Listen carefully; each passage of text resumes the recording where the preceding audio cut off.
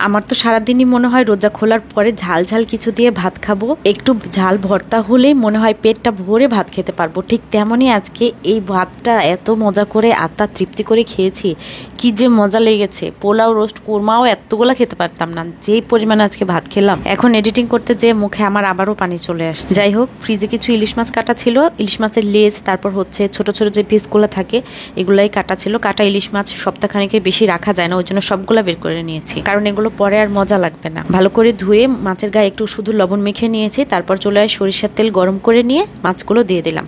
একটু ভালো করে ভেজে নিচ্ছি, একটা পাশ ভালো মতো ভাজা হয়ে গেলে উল্টে অপর পাশটাও ভেজে নিচ্ছি। ইলিশ মাছের লেজ বা ইলিশ মাছ ছাড়া যদি এই রেসিপিটা কেউ তৈরি করেন, মাছের সাথে কয়েক টুকরা রসুন আর একটু টমেটো ভেজে নেবেন। ইলিশ মাছের ঘ্রাণার স্বাদটা এত ভালো লাগে, এর মধ্যে আমি আর বাড়তি কোনো কিছু কখনোই ব্যবহার করি না। আর মাছ ভাজার সময় চুলার আঁচটা একটু বাড়তি রেখে মাছটা ভাজলে কিন্তু যে কোনো মাছ ভাজাই অনেক সুন্দর হয়। মাছগুলো ভালো করে ভাজা হয়ে গেলে একদম শেষে তুলে নিলাম হচ্ছে লেজগুলো একটু বেশি করে ভেজেছি আর কি।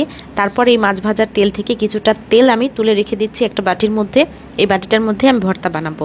এই মাছ ভাজার তেলটা কিন্তু এই ভর্তাতে ব্যবহার করলে ভর্তার স্বাদ অনেক বাড়ে।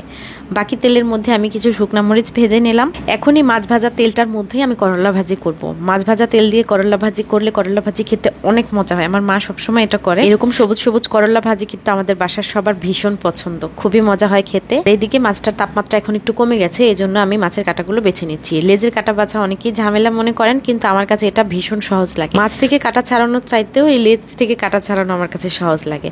একদম ইজি, পিঠ থেকে একটু মাছ খুলে নিলে এক লাইনে কিন্তু কাঁটাগুলো থাকে, একসাথে সবগুলো বের করে ফেলা যায়। তো মাছ বেছে নিয়ে তার পাশে আমি শুকনা মরিচ নিয়ে নিলাম। এখন শুকনা মরিচগুলো হাত দিয়ে একটু ক্র্যাশ করে নিচ্ছি।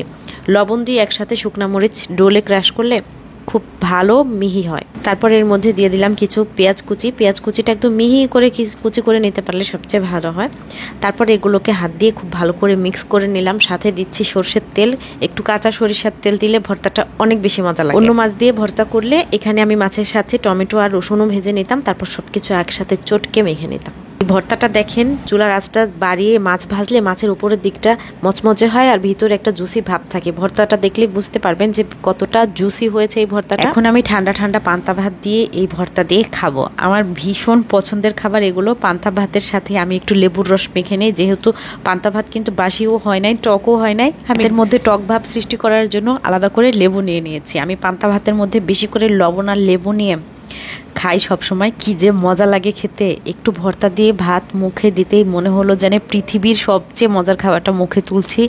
এত মজা, এক লোকমা মুখে দেওয়ার পরে আর তর সইছে না যে পরের লোকমাটা কখন মুখে দেব। একটু শুকনা মরিচ কামড় দিয়ে ভেঙে নিলাম। আর বলা যাচ্ছে না, আজকে চলে যাচ্ছে। মজার মজার রান্নার ভিডিও দেখার জন্য পেজ ফলো দিয়ে রাখুন। আসসালামু আলাইকুম।